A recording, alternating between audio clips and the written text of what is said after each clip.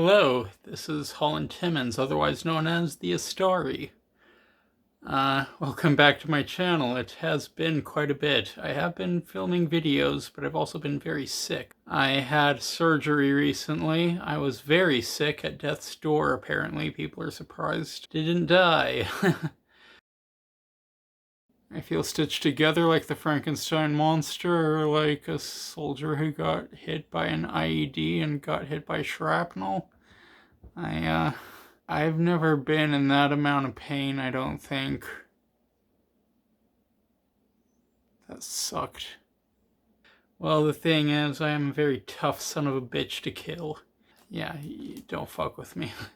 I am back now, and I just wanted to talk a bit about books. So I've written my book, Assassin of the Cross, as you can see here. Good book, still the best book I've read this year, but I've read other books too. I have read Shadows over Baker Street, The Chronicles of Narnia, Zorro Book 1, Zorro Book 2, Hamlet, Something Wicked This Way Comes, The Tao of Pooh, and I am currently reading through Volume 3 of Zorro. Yeah, so those are some books. I've really been getting into El Zorro lately. I freaking love him. He is such a great character, and hardly anybody's into those old-time pulp heroes, but I'm totally getting into them. I feel like I'm in a little exclusive club again, you know? When the stuff I find is, it gets popular, I just move on to other stuff that's just as cool but less popular, so. You know, I was into comic books and everything, and people are discovering the comic books and everything, which is cool, but I'm going back more towards the pulp heroes and everything, and I like that. And in fact, once I'm done with Zorro, I am going to be reading the Phantom books. There you go. You know, I have more of them right here. Anyway, yeah. All in $6 each. Yeah. Well, I got them for $6 each because I'm the only person that wanted them, so there you go. I kind of pride myself on wanting things that most other people have no interest in, and that's why I get a good deal on them. And they're great things too, so there you go. I would say in terms of the books I've read in the past few years, the best books I've read are Pirate Latitudes, On Stranger Tides, Streams to the River, River to the Sea, The Black Pearl. I would say in terms of books that have like totally changed the way I think about things, I would say A Brief History of Philosophy or An Introduction to Philosophy, second edition. It's for college students. I read it while I was in middle school to high school. Totally changed how I viewed things in terms of analytical thinking and critical thinking skills, and always looking for like things to make sense and everything. I've always applied that to everything I've thought about since, so I'm very analytical and very clear thinking and everything. The next thing I read, which really changed how I thought about things, is the Book of Mormon. And I was just as skeptical about that book as everybody else. And that blew my mind, and it changed me for the better, actually, so. And then finally there's the Tao of Pooh, which is explaining, like, Taoism through Winnie the Pooh. And it works, and that has been really shaping how I think about things lately as well. So I don't know if you can hear me, if I'm probably not being as loud as I need to be, or as clear spoken as I need to be. But lately I've been reading Shakespeare on and off. Throughout the years I've been reading Shakespeare. But mainly I am currently reading through the pulp adventure hero stuff. I have like a shadow comic book from the 80s. It's just really interesting. Apparently there's a companion shadow comic book from more recent by the same guy. I find these guys really fascinating, you know, the Shadow, the Phantom, Zorro, you know, the Spirit, just these guys, you know. I guess you could even include Dick Tracy in there, and Rocketeer is in that kind of pulp hero mentality thing, even though he's more recent. Pulp heroes are awesome. I just really like them. I've been lately watching a bunch of movie serials. Adventures of Captain Marvel, the first superhero movie ever made. And it's just an interesting movie because Captain Marvel is killing more people than all the bad guys combined. And he's that kind of hero, so there you go. It's a fantastic 12-chapter serial. The best serial ever, actually, which is interesting. And you see where George Lucas got some of his ideas for Indiana Jones and such. But the cool thing is about that is I've been analyzing the serial movie, and I've been trying to replicate it.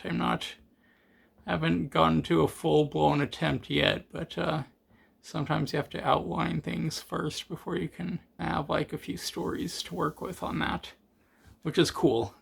It is cool. And you know, the serialized storytelling format, that's a good way to go, you know? Don't knock it. It worked for, I want to say decades, actually. I don't know about that. But no, movie serials used to be big, and I'm totally into that, so yeah. I still have one surgery left to go. Yeah, I'm not sure I want to talk too much about what went on with me. I was very ill. There was something inside of me. It was an abscess. They cut it out. They said it was the size of a cantaloupe. I really don't want to go into what's going on with me right now, but I'm not completely out of the woods yet, but I'm a lot better than I was. I want to complete reading the Zorro series, and I'm going to be reading more Shakespeare too, because why not? But here's the thing about Shakespeare. Shakespeare is meant to be viewed. Like, it's good to read Shakespeare. You can brag about reading Shakespeare. Shakespeare will enhance your vocabulary, increase your diction. It's really great stuff for, like, expanding your mind. And if you only view Shakespeare, because that's how it's meant to be viewed. They're plays for a reason. So is there anything else in terms of books? I'm going to be writing more, hopefully. I spent a good amount of months writing my book, and then I collapsed, and I thought it was due to the artistic process taking its toll on me. I had no idea how sick I was. But my motivation to do anything basic was going away. Even my motivation to eat was slowly going away. I'm getting better now, and my motivation to do things is coming back, hence this video to my subscribers. What other books are there? I really like Eaters of the Dead by Michael Crichton. I really like that convention of, like, you know, Muslims and Westerners working together towards a common goal. I really like that motif, that trope. I don't feel like they've ever successfully pulled it off in Robin Hood, and I've commented on that to a great extent, but I love it when it is pulled off, and I think Eaters of the Dead, that book pulls it off, and so does the movie with Antonio Banderas. Yeah, I love that movie, The 13th Warrior. They got rid of the frickin' dwarves, though. The dwarves were awesome, man. I have, like, a lot of things I've been meaning to write, and I've been outlining things, and I have, like, a full-on production factory floor going of stories and everything in various stages of development. Getting back to work at that factory is, after such a serious blow to my health, will be the interesting part. But as it is, I've been reading, I have been watching movies, I've been playing more video games than I have in a bit. I've actually been playing Grand Theft Auto 5 a bit, more of Zelda Breath of the Wild, reading comic books, reading books, watching movies, playing video games, going out and having fun. I've been going out and having fun before this health stuff happened. Now I've been pretty much bedridden for the most part, but no, anyway, I've just been doing everything I could for input to get my creative spark back, and my psychologist told me essentially that everything I was doing was correct, but if it isn't working, just keep doing it, and eventually the barrel will fill and start overflowing with ideas again. I think that's the best advice I've ever heard. My psychologist essentially told me, having fun not doing the trick, have more fun. Most brilliant advice I've ever heard. So that's what I'm doing. I'm trying to have fun. As I said, I've been playing Grand Theft Auto 5, and he's having fun with it. His no good son lost his boat. Anyway. It's probably a warning sign to gamers not to have kids. Anyway, yeah. Let's see. I am reading through Two-Fisted Tales, this EC comic book about war. I am reading through, halfway through Tales from the Crypt Volume 4, and I'm halfway through Two-Fisted Tales Volume 2. And when I finish reading Zorro Volume 3, when I finish reading all of those, I'll have read 30 books this year. Not bad. I was hoping to reach 40 again, but no. This has been a serious blow to my health and my reading, so I think that if I make it to 30 books this year, that would be good. Nothing to sneeze at, and most people don't even read 30 books past school, so much less 30 books in a year, that's nothing to sneeze at. I mean, I think that's more than most booktubers actually read, because, most of them just listen to audiobooks, so I don't know, I'm not passing judgment. My brother's very well read, and he mostly listens to audiobooks, but he's way smarter than I am, so anyway. Not passing judgment on audiobooks, I'm just saying I think there's a difference between visually reading it with your eyes and listening to it auditorily. Anyway. Anything else? Yeah, I am less than 5% away from finishing From B-List to A-List, The Evolution of the Genre picture.